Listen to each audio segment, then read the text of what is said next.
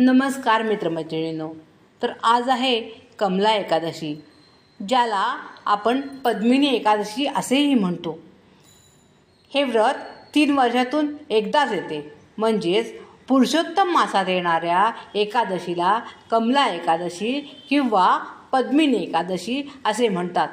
हे व्रत भगवान विष्णू आणि लक्ष्मी यांच्या पूजेस अत्यंत पवित्र मानले जाते. कमला एकादशीचं महत्त्व काय आहे, तर ही एकादशी पापांचे नाश करते. या दिवशी व्रत केल्याने सर्व ज्ञात अज्ञात पापापासून मुक्ती मिळते आणि वैकुंठ लोकाचे अधिकारी बनतो. संतान प्राप्तीसाठी सुद्धा हे व्रत योग्य मानलं जातं.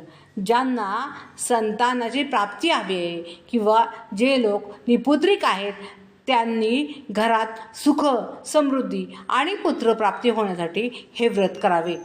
ग्रहदोष निवारणासाठी सुद्धा हे व्रत अत्यंत शुभ मानले जाते.